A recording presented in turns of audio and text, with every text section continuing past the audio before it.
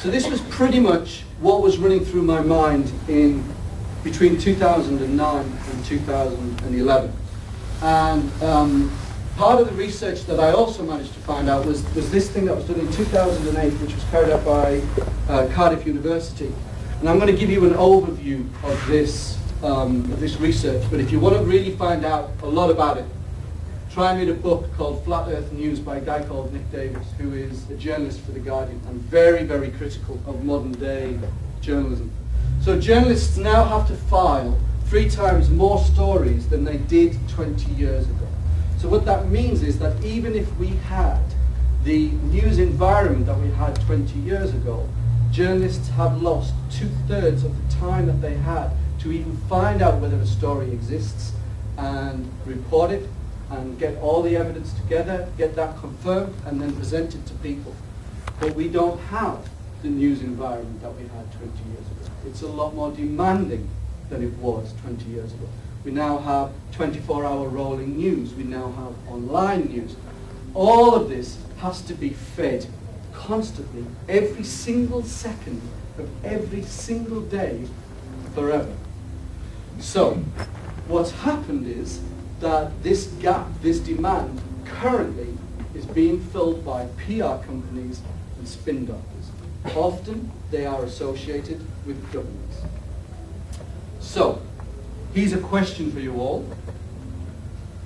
What do you believe is the percentage of news stories that we have now that are wholly investigated and reported by journalists? So the story is found by them, the information is confirmed by them, and it's presented to them without any interference from spin doctors or PR companies or the government. Any idea of a percentage? 2%? 2%? Any further, any higher, lower? 0.1.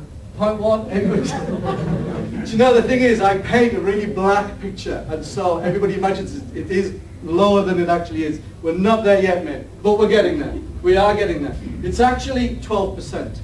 But actually, when you stop and think about that, that's roughly just over 1 in 10 all news stories that you read about and that you see on TV have absolutely no influence from somewhere else. 1 in 10. Quite scary. We move on. The percentage of stories that have some, or indeed all, of information supplied by PR companies and spin doctors, which includes governments, is actually 80%. So what this means is 8 in 10 news stories that we get have in some way been manipulated by an individual or an organization, including government departments, in order to present that story in a way that they want you to see it. Quite scary. So, all those people who are good at maths will know that there's 8% missing. So what the researchers did in 2008 in Cardiff University, they gathered 3 months worth of news stories. And they traced each story back to the very, very beginning to find out where that quote came from, where the story originated from. And they found that 8% of those stories they couldn't trace back. So almost as many stories that we get independently sourced are actually stories that couldn't be sourced at all. Quite scary. So all of this is background information for what's going to happen about Syria. And to be fair to news broadcasters, they don't like these stats. They don't want to be just peddling propaganda. And these are some of the quotes that we got from various different TV companies. And as you can see that if you read them, I won't read them out to you, but they are very, very favorable towards citizen journalism. And they see citizen journalism as the way forward. The truth of the matter is, and what broadcasters realize, is this: that it is impossible for news broadcasters to function now without citizen journalism. It's impossible.